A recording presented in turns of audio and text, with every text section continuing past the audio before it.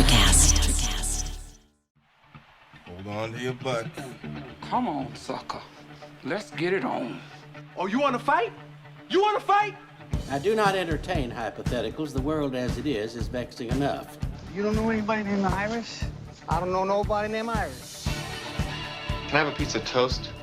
I don't give a damn what you think you are entitled to. We are changing the course of history as we see it. That is what Western demands. How could you do this to me? Really, I want to know. Why did you do that? What you feel only matters to you. Step back for 1 minute and look at the big picture. And that's all? No, not for the real fire. We offer you a bond, a family that very few can understand. Help me. Help you. And don't do drugs. Or Whatever Movies with Wesley and Iris. What up, and welcome to Or Whatever Movies. I am your co-host, Iris, who is undoubtedly unqualified to speak about this movie, unlike my brother, Wesley. And today we're talking about Marvel's Black Widow. Black Widow. Available on Disney+. And in theaters. Ordinarily, I would have hit up IMAX for this one, but we had a garage sale that we had to do. So are you qualified to speak to Black Widow? I have seen every Marvel movie thus far. Black Widow is the second one that I did not see in the theater after Ant-Man, but I'm as qualified as a movie fan can be. Let me tell you, Black Widow is steeped in lore. It's drowning in comics and history and legend. It is also really complicated because this takes place in the middle of movies that happened like 5 years ago. What does it mean exactly for this story to exist between the stories depicted in Civil War and Infinity War? Well, this is maybe the most complicated dance on these interconnected threads, which is a good Black Widow metaphor. Because, you know, like any series, they do prequels and sequels, and the timeline jumps around, and you have Captain Marvel that happened like in the 90s. But Black Widow has preceding and proceeding lore. Whoa. So it's very complicated. Did you understand it? I understood as much as I cared to understand.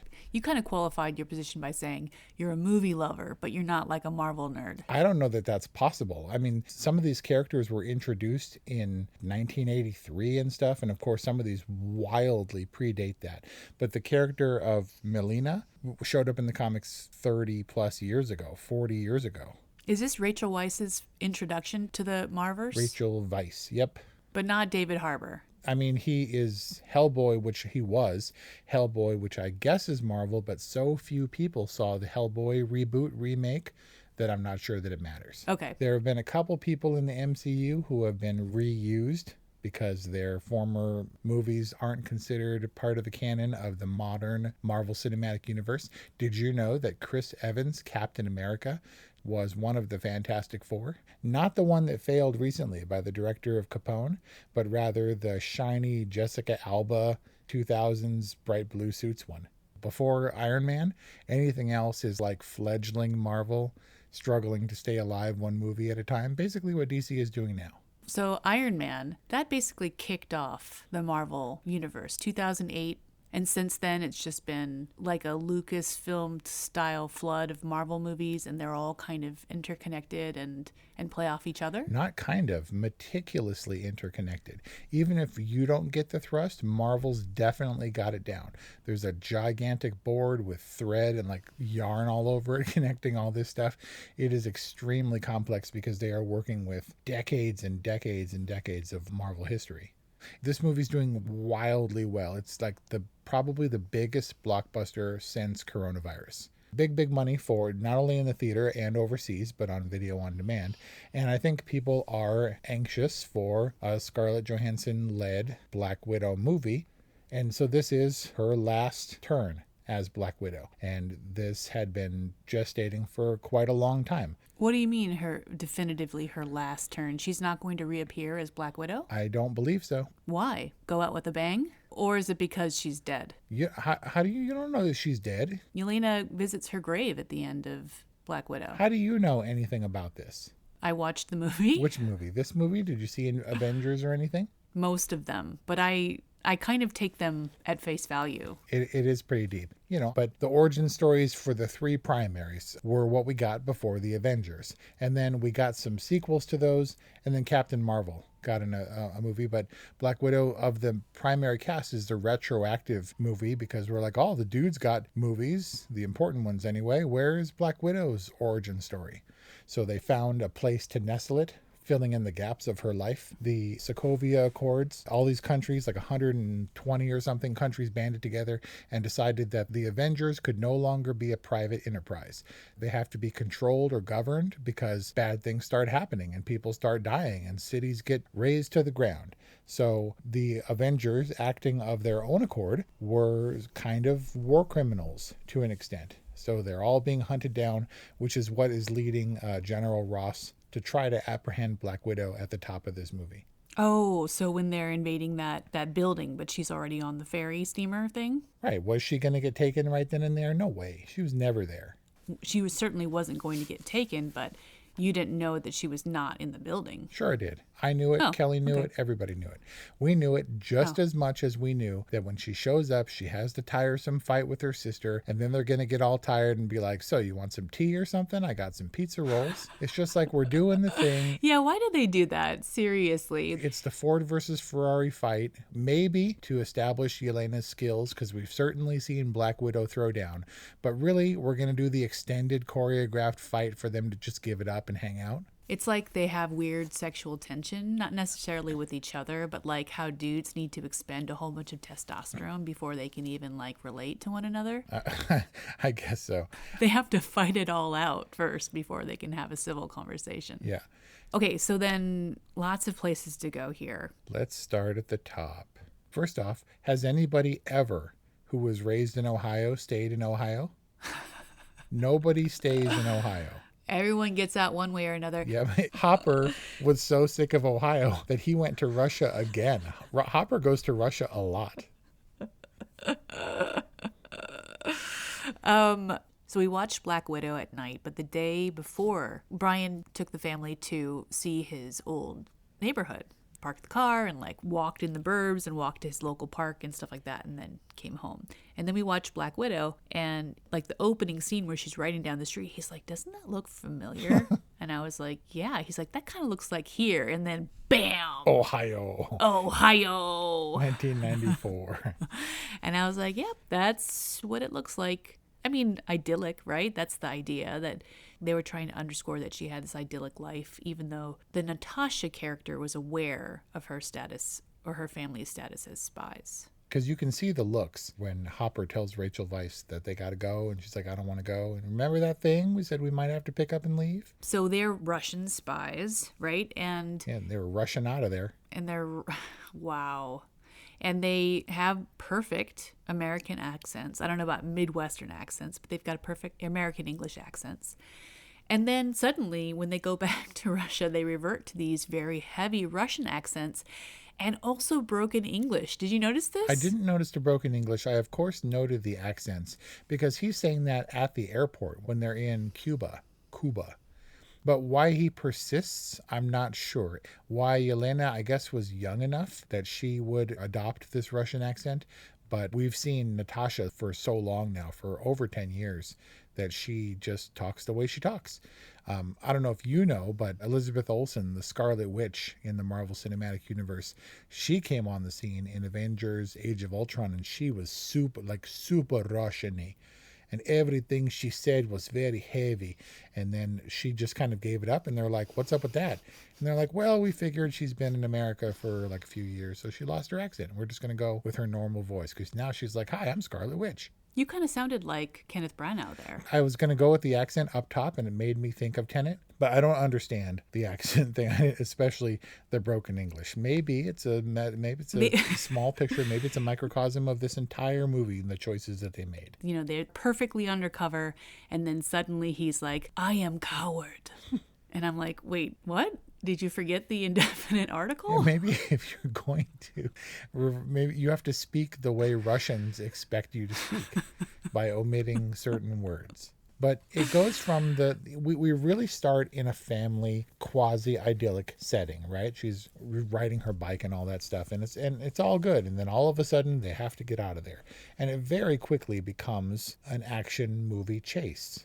And I was kind of encouraged because they're doing some crazy stuff and there's gunfire and David Harbour can't seem to get inside of a plane. Right, but he's also holding off the authorities whom he knows are coming, and then leaps on the plane, also Ethan Hunt style from Mission Impossible. There were like 3 references. Then he's flying along, shooting from the wing of the plane. And I was like, this is awesome.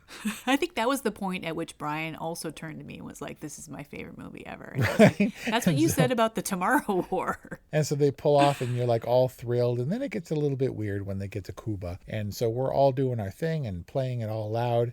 And then Rebecca emerges from the room and is like, how far in are you guys?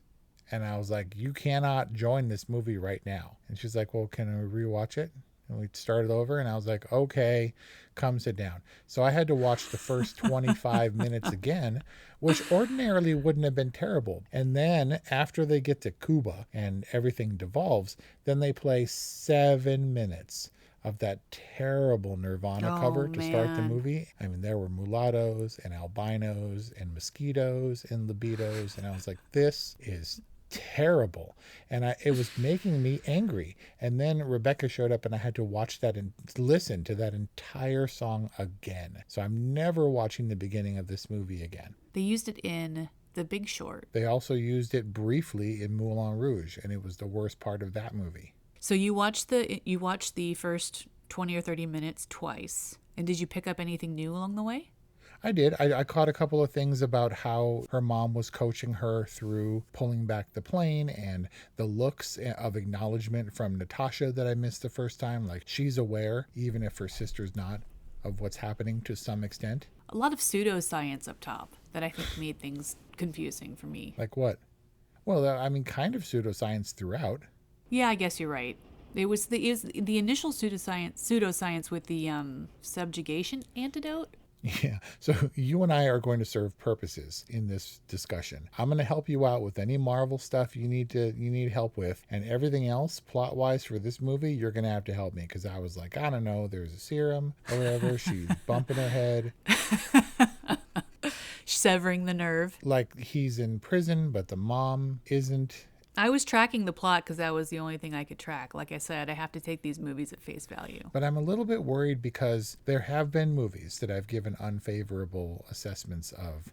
And yesterday I was pretty agitated. I was kind of in a bad mood going into Black Widow. And so I, to an extent, welcomed the reset of the first part where I regarded it more critically. I was able to kind of relax and not have to try to follow it for the purposes of this review. But after that, when it really got into the movie, I had a hard time caring because I thought the setup was great, and then it devolved to an extent. And I thought that Hopper's character setup was really good.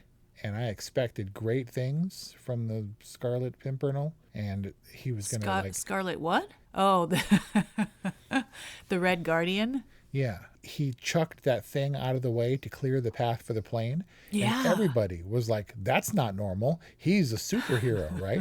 He's a super serum Captain America strength. And he talks about Captain America and this legendary rivalry because the Red Guardian and Captain America apparently have a long history of arch eneminess. Co-equal competition. And I was like, this is going to be cool. And the prison scene to an extent was cool, but he never did anything. He had a moment where he fought with the Taskmaster, which by the way is what that villain is called, because the Taskmaster can adopt. Well, because the widows have to call, they were like, permission to activate Taskmaster or something like that. Right. And then that's when the other widow was like, smile. And I was like, what is going on? Life is hard, but finding a really great podcast makes the days go by so much easier.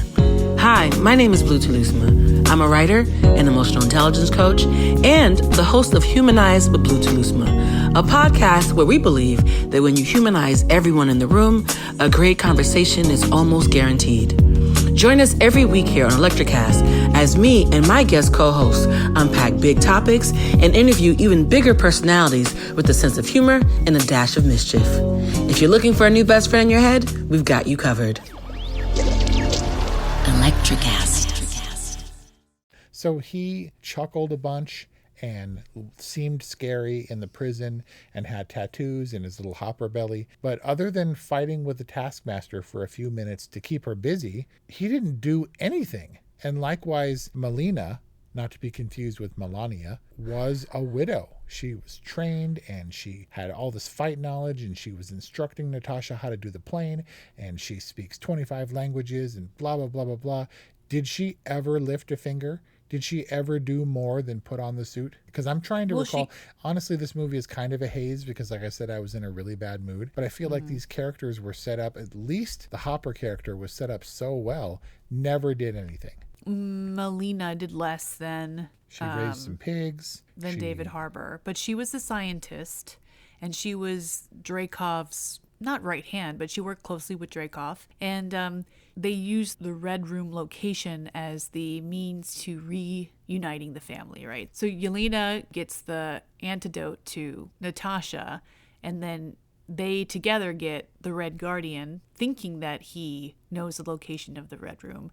But then he simply points them to Melina, and then Melina actually gets them to the Red Room and gets them access to Dreykov through her connection with him. But so she doesn't really have any great action scenes, but she's integral to connecting them, but also the misdirect where she's like, you think that she's turned on her family or her, pseudo family.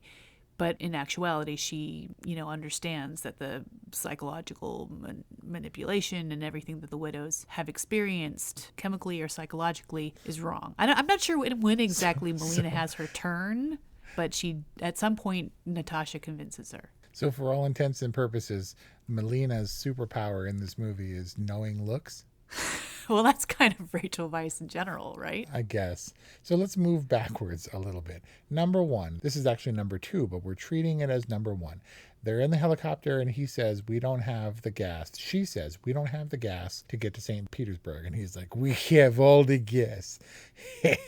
And then they crash and walk like a quarter of a mile to Melina's house. Was that intentional? Did they happen to crash right where she lived? Yeah, they basically got within proximity outside of St. Petersburg. Okay. Whatever. Otherwise, Yelena would have put up more of a fight to be like, yeah, we're not really going to make it. And so all of Black Widow is a giant, elaborate, very carefully and deliberately placed movie. It is Black Widow in a prison of time and space, and Marvel is the helicopter coming in to rescue this character and bring it to its own solo prominence. Red Dude is in prison and they're going to get him because they need him to further the plot. But boy, does nobody have a plan for the most poorly executed helicopter prison break of all time. They're like, we're going to get him out. And they show up and they're like, hey, I know you're being chased by everyone. Come up to we can't pick you up down there. Come up to the top level. And he's like, and like jumping and trying to climb and stuff. And they're hovering for like 10 minutes. They don't drop a line. There's no plan how they're going to get him out of there. They just hover that helicopter over the prison long enough to start an avalanche, which wasn't going to take out the scaffolding. He almost got like snow dusted to death. And she swoops down at the last minute and they're like, how are we going to get him out? And I don't know, just hover here for a bit. He'll figure something out. They were doing the best that they could with the machinery and equipment they were given. Her fixer guy, who I was convinced was bad and didn't end up being bad in the end, could only get what he could get, even though he ends the movie with a Harrier or like a supercharged Harrier. Also, not just a random dude. He got his own movie poster, and he's a character. He's the son of the person who was working for Michael Keaton's Pigeon, or what was his name? The Vulture in Spider-Man. And so now he's just like a fixer for superheroes? I guess, but maybe we'll see him again. He was strangely prominently placed. There was this weird tension between him and Natasha that seemed evident. What did she say? You're my only friend. And he's like, what every guy wants to hear. But there's nothing left to chance in Marvel. Everybody's connected, and everyone has decades worth of history. But not Yelena. She was a completely original fictional character, right? No. She has many, many years of history. She's a prominent widow in the comics. Really? And that's why it's hard for me, because I know stuff. I know enough. I don't know all of it, and all of it is a lot of it. What did you think of the pheromonal block? That's got to be a new device. Sure. Is there an easily severable? I thought she pointed to her head and said, you have to sever the nerve.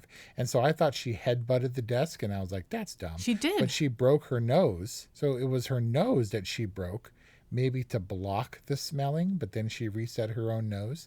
Did she sever her nerve? Can she never smell or taste again? It doesn't matter. She doesn't have a uterus, so it's not like she's, gonna, well, I don't know. There's nowhere to go with that. If you don't have a uterus, do you have a libido? Yeah, it's in the theme song.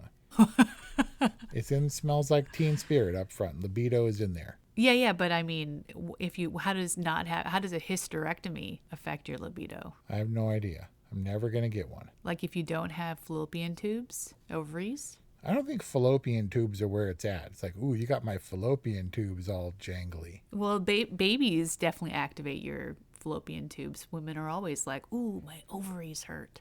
Babies have never activated my fallopian tubes. Do you think that you are attracted to Kelly's pheromones? There's a smell thing that you jibe with people or you don't. You come to like the way they smell, even if they don't like sweat and stuff, even if it's not all the time 100% pleasant. There's a groove that you get with certain people. So you believe in the pheromonal block? I believe that there is an emotional and a chemical association that has to do with love or whatever. I don't know that like sniffy time anti-murder security is maybe the best way to spend your money, but whatever. He seemed awfully confident in his pheromonal block and fell right into her little obvious trap of how do I get all the information about how to deactivate your widows. And did you recognize Dostoevsky? What was his name? Dreykov. Yeah. Did you recognize him? Is he from Chernobyl? He was confident because Ray Winstone is eminently confident. He was French in The Departed, who's like the most confident gangster ever. Oh, man. What was French's signature insult in the bar in my favorite scene? What, do you got your period? Man, that's a Departed spoiler. He's great. Ray Winstone's been around for a hot minute. Scarlett Johansson, was she cast? The filmmakers seem like they're trying really hard to, in my lay opinion, legitimize Black Widow as a character.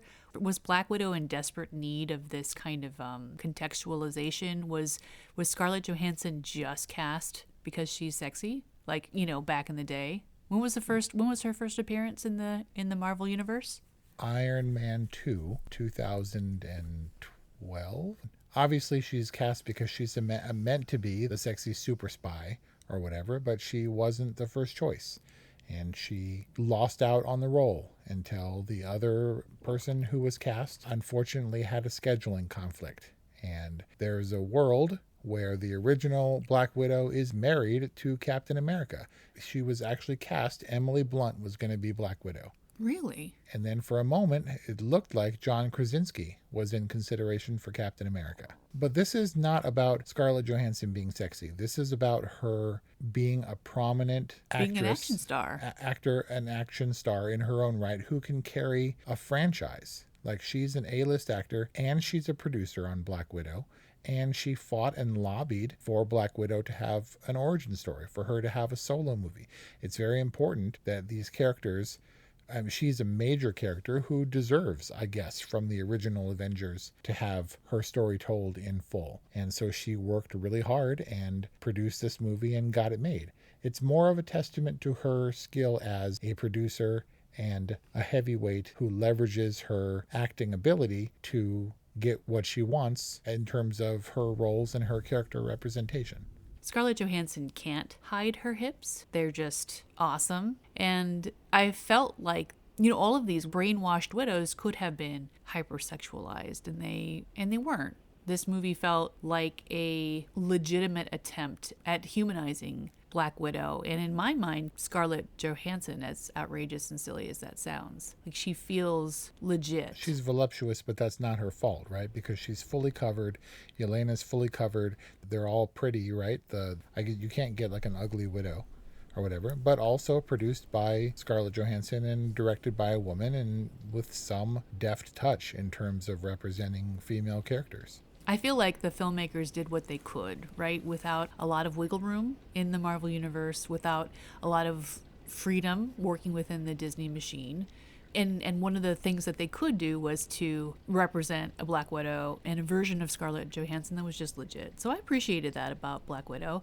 I enjoyed it after I wasn't quite so lost. Unfortunately, it's not a movie I want to necessarily watch more than once, but it's kind of necessary to just at least track the story and understand what's going on. You know, these movies are never bad. It's just kind of a matter of like if you want to put the time and effort into like enjoying it if you don't have a ton of context. I'm going to argue it's the most landlocked Marvel movie ever for a few different reasons, but at least they were given what autonomy they could. Scarlett Johansson very much wanted to make a movie different tonally from most of the other Marvel movies, if not all of them. And what I was waiting for was all the Marvel stuff. Very up top, very Marvel-y, very action-y, even more graphic and stabby and twisty-knivey than some of the other Marvel movies. But then I was like, okay, here it comes, the obligatory cameo from another Avenger, from another prominent Marvel film, because in almost every other Marvel film, it's their story, but also someone guest stars, and nobody showed up. And I was like, that's weird. And so doing a little research, I guess they talked about it, and Kevin Feige, head of Marvel, was like, she doesn't really need the boys because it all is a boys club aside from her. So she doesn't need them to show up and rescue her or save her, not even Hawkeye, who they have a lot of history in the comics. It was just her thing. Black Widow doesn't need anything but a family, and now she's got 2 of them. And she enjoys it for all of a couple years. Good for you. I had a lot of problems with this movie. I went back and forth.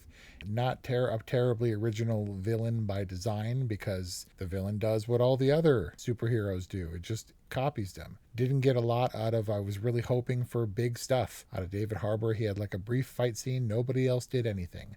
4 of the times when they were zooming around, it was all great. But it seemed like kind of Marvel recycling. And of course, everybody's going to come at me, bro. Like all the ladies are going to come at me because it's like, no, this is the Marvel strong woman movie. Great. They probably should have made it a little bit better, because I found myself not caring, but I was also probably in a bad mood. Sure. All right. I guess. I mean, it wasn't terrible. How's that? Glowing endorsement. I've been in a generous mood lately. I can't measure everything against King Kong versus Godzilla. We keep coming back to that. Strangely, kind of bad CG, dude. Even on the small screen, not great CG. Not great CG. You know, I expect more out of a movie that costs $200+ million. But I got what I wanted from Scarlett Johansson, and kudos to her for fleshing out a otherwise oversexed Black Widow kind of nobody character. So I'll give it a good. And that's our review on Black Widow, starring Scarlett Johansson, available now on Disney+. Don't you say that in every movie that Jeremy Renner's in, he just kind of randomly just shows up because nobody else is going to show up? Except for this movie. I 100% expected to see him. Oh. Keep your eye on Florence Pugh, who apparently has a future in the Marvel Cinematic Universe. I liked her, Elena. Nice, and she was dry and sarcastic and very sisterly, and I like little sisters, so good job, Florence Pugh. I'm okay with little sisters, I guess. 818-835-0473 or whatevermovies@gmail.com. Follow us at Or Whatever Movies. Subscribe to our podcast, please. Thank you, and we'll see you next time. Hi, I'm Leslie Godet, host of Her Extraordinary Life by Design podcast, where we celebrate women who are shaping their lives one extraordinary day at a time. I speak with women from all over the world about what they do and how they are passionately pursuing their dreams and creating meaningful impacts on their communities. So come join us and learn about all there is to learn about these extraordinary women. Hey, what's happening out there, everybody? This is Lawrence Ross, and I'd like to tell you a little bit about my podcast, The Lawrence Ross Show. Egomaniac. It's a 2-hour weekly exploration into my mind. I also do sketches, celebrity impersonations. You're out of order! And I also do song parodies. Not too shabby for a blind guy. Not only are you visually impaired, but you are geographically impaired. New episodes are released every Friday. Check it out on your favorite podcasting platform or listen to it here on Society 13 on Electrocast. Electrocast.